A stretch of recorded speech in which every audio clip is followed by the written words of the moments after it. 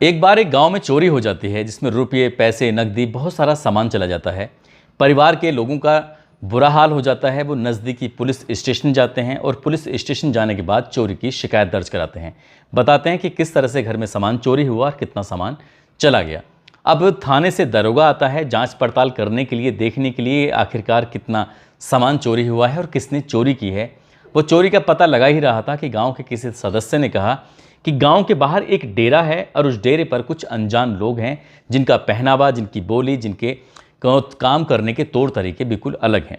दरोगा ने जैसे ही ये बात सुनी, दरोगा सीधा उस डेरे पर पहुंचता है और जाने के बाद उन लोगों से बातचीत कर रहा था कि तुमने चोरी की है। उन लोगों ने साफ साफ इनकार कर दिया कि साहब हमने बिल्कुल भी चोरी नहीं की है।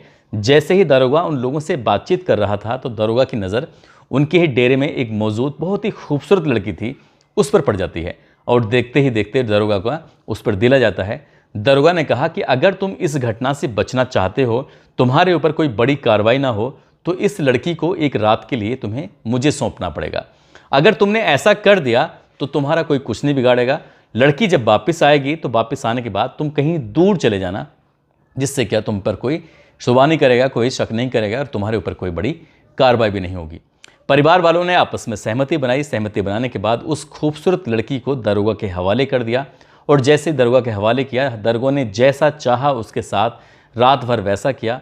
लड़की दरोगा के पास से जब अपने माँ बाप परिवार के पास पहुंचती है, परिवार वालों ने सारा सामान बांधा और सामान बांधकर यहाँ से दूर चले जाते हैं। हालांकि इस चोरी में परिवार के लोगों का बिल्कुल भी हाथ नहीं था। ये बात दरोगा भी जानता था और ये बात परिवार के लोग भी जानते थे, लेकिन परिवार के लोग डर जाते हैं कहीं ऐसा ना हो पुलिस उनके ऊपर बड़ी कार्रवाई कर दे। जब परिवार के लोग आपस से बातचीत कर रहे थे तो बातचीत करने के दौरान उन्होंने कहा कि आज इस लड़की की वजह से, जिसकी उम्र ज़्यादा नहीं रही होगी, उस लड़की की वजह से पूरे परिवार की जान बच गई है। दरअसल लड़कियां परिवार को बचाने के लिए ही होती हैं, ऐसा उन्होंने मान लिया और ये एक ऐसा सिस्टम चल पड़ा कि उन लोगों ने जब भी कहीं ऐसा लगता था मुसीबत आन पड़ी है तो लड़की को वो हमेशा आगे कर दिया करते थे। कहानी है आज की बाछड़ा समुदाय की, जो सदियों से लेकर इस दरोगा वाली बात को लेकर ऐसा बताया जाता है कि ये पहली ऐसी घटना थी। उसके बाद से उन्होंने इस धंधे को अपना वेश्यावृत्ति का धंधा बना लिया। और आज की कहानी एक ऐसे गांव की जहां पर महज 200 रुपये में लड़कियां अपना जिस्म बेचती हैं, वो भी खूबसूरत लड़कियां।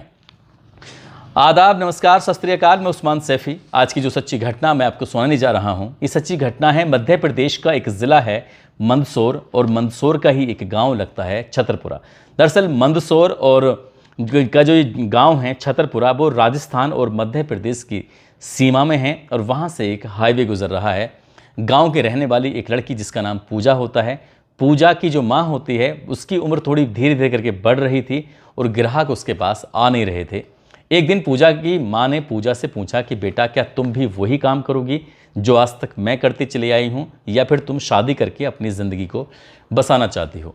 तभी लड़की ने कहा कि माँ, घर में कमाने के लिए, खाने के लिए कुछ है ही नहीं, एक वक्त के खाने की भी व्यवस्था नहीं हो पाती है, इसलिए मुझे मजबूरन वही काम करना पड़ेगा जो काम तुम करती हो। यानी कि माँ वेश्यावृत्ति का काम करती थी और जब बेटी से पूछा गया तो बेटी इस काम को करने के लिए तैयार हो जाती है। लड़की की उम्र 15 या 16 साल के बीच में रही होगी। लड़की अच्छे से तैयार होती है। तैयार होने के बाद अच्छा सा मेकअप करती है और एक टॉर्च लेकर हाईवे के किनारे बैठ जाती है। हाईवे के किनारे इसलिए बैठती है क्योंकि वहाँ से बहुत सारे वाहनों का आना और जाना लगे रहता है और जैसे ही वाहन आते हैं जाते हैं तो उन वाहनों पर वो टॉर्च मारती थी, ये सिग्नल देने के लिए कि मैं एक ग्राहक का, एक कस्टमर का इंतज़ार कर रही हूँ। जब कोई ट्रक वाला, कोई गाड़ी वाला, कोई वाहन उस लाइट को देखकर रुक जाया करता है, रुकने के बाद सबसे पहला ग्राहक उसके पास एक ट्रक ड्राइवर आता है। वो अपना रेट बताती है और ग्राहक उसको देखकर इम्प्रेस हो जाता है, खुश हो जाता है और उसके साथ उसने वही सब किया जो एक व्यक्ति अपनी पत्नी के साथ करता है, यानी कि रिलेशन बनाता है। अब ये पहला ग्राहक, उसके बाद फिर ग्राहकों की लाइन लग जाती है, कभी 5 ग्राहक, कभी 10 ग्राहक। अब 24 घंटे में अच्छे खासे ग्राहक उसके पास आने लगते हैं क्योंकि वो उस लड़की की उम्र ज़्यादा नहीं थी और उसको देखने के बाद कोई भी उसके प्रति जल्दी से अट्रैक्ट हो जाया करता था, जल्दी से उसके करीब आ जाया करता था।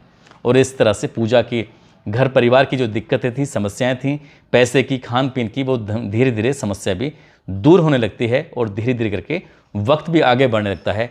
1 साल 2 साल गुजर जाते हैं और एक दिन ऐसा आता है कि एक ट्रक ड्राइवर उस लड़की को दिल दे बैठता है, उससे अपने प्यार का इजहार कर बैठता है, कहता है कि मैं तुम्हारे साथ रहना चाहता हूँ, तुम्हारे साथ ज़िंदगी जीना चाहता हूँ।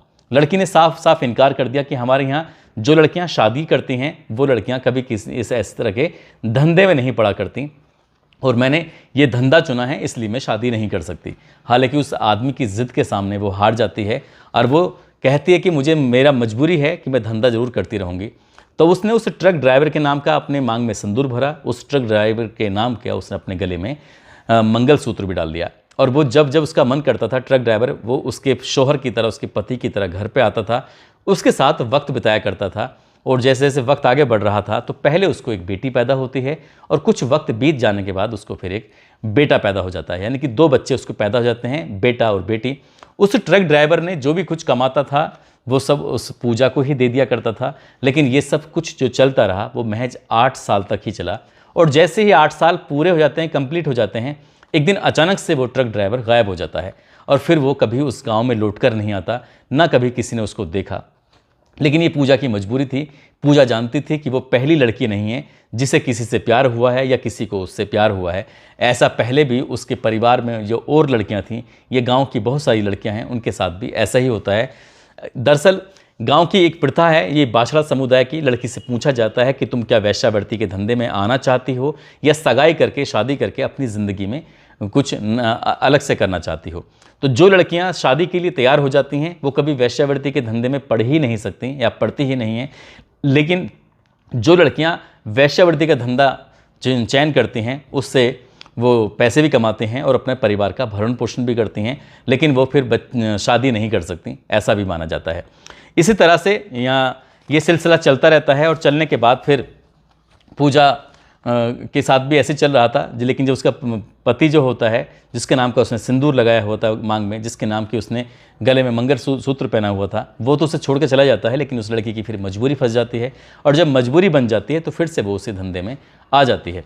दरअसल इस गाँव ये 3 जिले लगते हैं, रतलाम, मंदसौर, नीमच। लगभग 72 गाँव ऐसे बताए जाते हैं जिनमें वेश्यावृत्ति का धंधा होता है, जिसमें बाछड़ समुदाय के लोग रहते हैं, जिनमें लगभग 75% लड़कियां ऐसी होती हैं जो वेश्यावृत्ति के धंधे करने के लिए तैयार हो जाती हैं। और तैयार होने के बाद वो हाईवे के किनारे बैठकर अपने ग्राहक का इंतज़ार करते हैं। एक दौर था जब टॉर्च का इस्तेमाल किया करते थे, अब दौर थोड़ा बदल चुका है।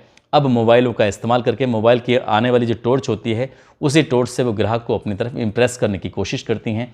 और कोई ग्राहक उन्हें मिल जाता है तो उसके हिसाब से फिर बार्गेनिंग होती है कि कितना किससे पैसा वसूला जाए। कुछ इसी तरह से ज़िंदगी चलती है। और ये जानते भी हैं कि कोई ग्राहक उन्हें अगर पसंद करेगा, पसंद करने के बाद वो छोड़ के ज़रूर चला जाएगा, लेकिन उसके साथ वो रहना पसंद करती हैं, उनसे वो बच्चे भी पैदा करती हैं। और बच्चे पैदा करने के बाद ताकि जब वो बूढ़े हो जाएंगे, बुज़ुर्ग हो जाएंगे, तो यही बच्चे बड़े होकर फिर इनका सहारा ही बनेंगे।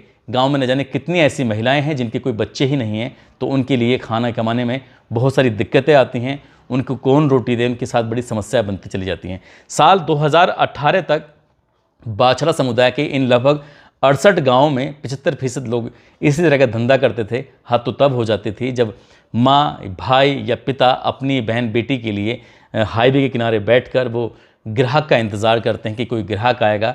यदि कोई ग्राहक आता है और वो पहली बार कोई ग्राहक आता है तो कई बार वो मना कर देते हैं कि हमें नहीं जाना, लेकिन वो बताते हैं कि घर पर उनकी बेटी उनका इंतज़ार कर रही है और आप चल के देख लीजिए। अगर लड़की आपको पसंद आती है तो आप रुकना, अगर पसंद नहीं आती है तो किसी और के साथ चले जाना।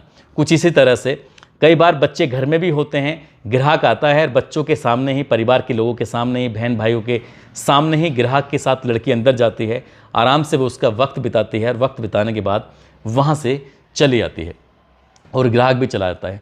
कुछ इसी तरह से ये जो सदियों से ऐसा चला रहा है, इन जो बाछड़ा समुदाय के लोग लगातार ऐसे करते चले जाते हैं। लेकिन बताया जाता है कि साल 2018 में एक IPS ऑफिसर आ जाते हैं।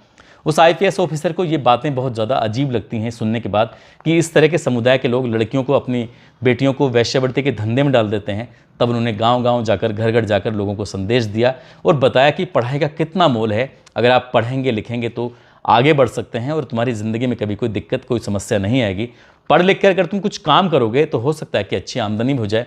यही नहीं, सरकारी, गैर सरकारी संस्थाएँ जो होती हैं उन संस्थाओं ने भी गांव-गांव जाकर इस तरह के जागरूक अभियान फैलाए और लोगों को बताया कि वेश्यावृत्ति के धंधे से न केवल तुम्हारे अंदर कोई नई तरह की बीमारी फैल सकती है, बल्कि तुम परेशान भी हो सकते हो। हालांकि राजस्थान और मध्य प्रदेश की सीमा में सटे हुए ये जो गाँव हैं, इन गाँव में कोई बिजनेस नहीं है, कोई कमाने के ज़रिए अच्छे नहीं हैं, इसलिए मजबूरन ये लड़कियाँ, ये महिलाएं वेश्यावृत्ति के धंधे में चली जाती हैं। मजबूरी की वजह से करना पड़ता है। खेतीबाड़ी है नहीं, इसलिए जो पुरुष होते हैं उन पुरुषों को भी अपनी बहन बेटियों के साथ देना पड़ता है, उनके आगे बढ़ना पड़ता है और इसी तरह से लगातार चलता चला आ रहा है। और सरकार की भी और गैर सरकारी संस्थाएं NGO वगैरह की कोशिश रहती है कि कम से कम ये धंधा ख़त्म हो जाए। हालांकि पहले में और अब में काफ़ी सुधार भी हो चुका है। पूजा की जो कहानी मैंने आपको सुनाई है, पूजा की उम्र लगभग आज की तारीख की अगर बात करें तो लगभग 45 साल के आसपास हो चुकी है। उसके बच्चे भी अब बड़े हो रहे हैं, लेकिन पूजा ने कोशिश की है कि जैसा उसने खुद किया है, जैसा उसकी माँ ने किया है या माँ की माँ ने किया था, उसकी बेटी वैसा कुछ ना करे और वो अपनी बेटी को बड़ी ईमानदारी से अच्छे से पढ़ा रही है, लिखा रही है ताकि उसे आगे बढ़ा सके। दोस्तों, इस पूरे घटनाक्रम को सुनाने का उद्देश्य किसी को परेशान करना नहीं है, किसी का दिल दुखाना नहीं है, बल्कि आपको जागरूक करना है, आपको सचेत करना है और जाते जाते ये बताना है यदि आपकी जितनी भी हो सकता है, जितनी भी सामर्थ्य है, अगर ऐसे लोग आपको मिलते हैं तो कम से कम उनकी मदद कर देनी चाहिए, चाहे वो आर्थिक रूप से हो, चाहे वो सामाजिक रूप से हो, किसी भी तरह से जैसे भी हो सके मदद करें। और खासकर सरकार की भी जिम्मेदारी बनती है कि आज भी इस युग में अगर इस तरह के काम हो रहे हैं इन ज़िलों में, इन गाँव में, तो उनको रोकने के सार्थक प्रयास करने चाहिए ताकि कोई बहन बेटी के साथ इस तरह का अत्याचार ना हो।